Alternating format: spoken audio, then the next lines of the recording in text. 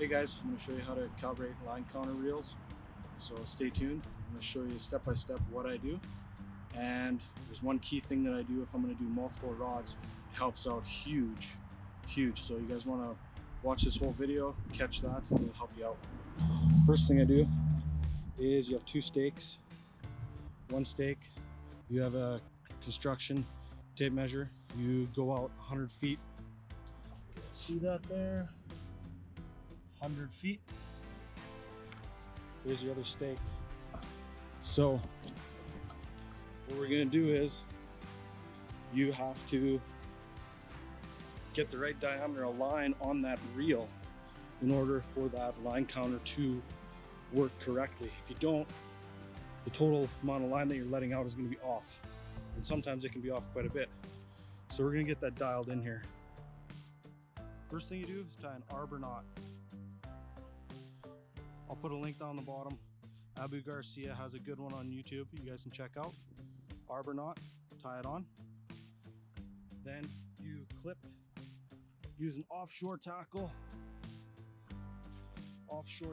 clip to grab your line that comes in after. Spool a line held by my little peg. So now we're just gonna spool on a whole bunch of line so that you get the right diameter on here. Okay, so we're spool on a whole bunch of line.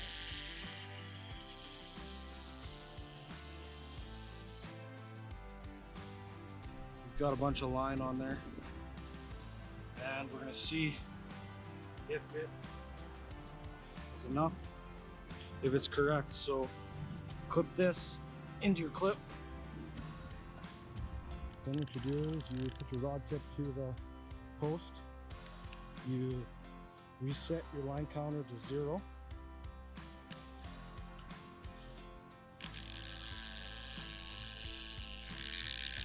And you put your tip of your rod to the other peg. Now we have 132 feet. Tape measures at 100. If you're over 100, we're at 133, you got to put more line on. If you were under, this is at 90, you have too much line on, you have to take off. So we got to go put more on. So now we got to run all the way back.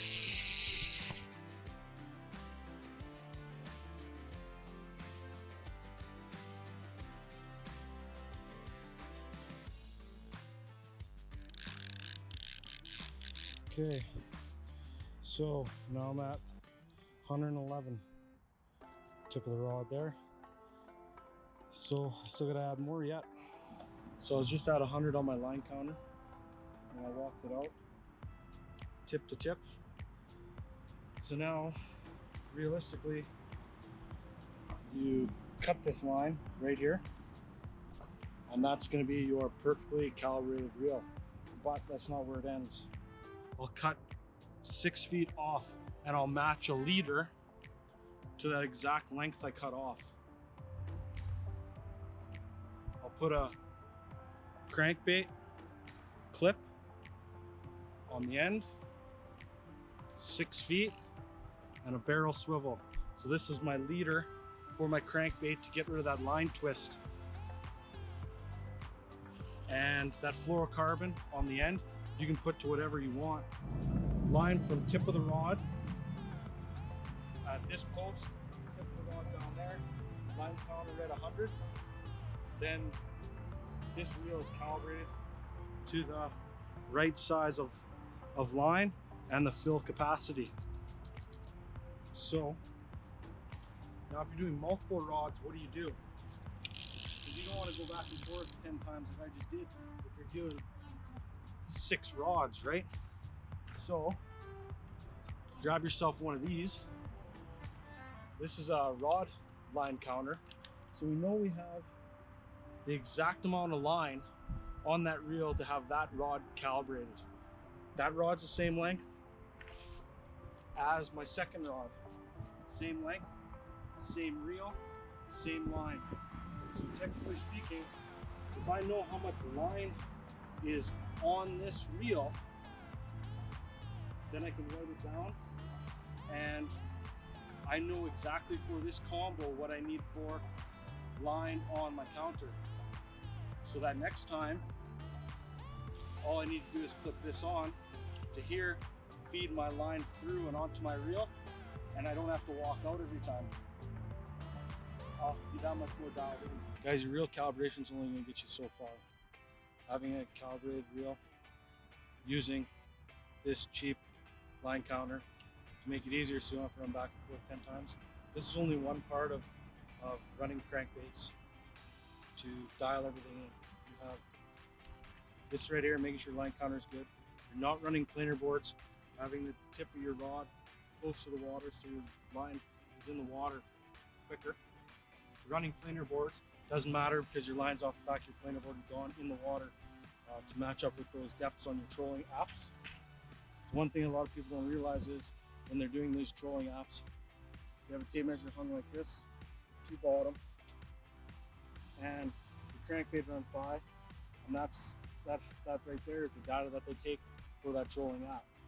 Now when your transducer in your boat is down here in the water column, foot 16 inches depending on your boat is down, you're now getting a false reading on your fish finder of how deep you are. So you have to go into your fish finder, into your settings, and do a keel offset. So you measure from your water line down to your transducer, and that's your keel offset. Or in the instruction manual of your fish finders, it'll tell you from the bottom of your leg of your motor up to your transducer. Should almost be the same thing. And then you put that keel offset in as a negative value, and then that changes this for your fish finder. So those are a couple things that will help you dial in crankbaits. And if you want to see more videos, subscribe, hit the link, follow me on Facebook and all that stuff, and I hope to see you on the water.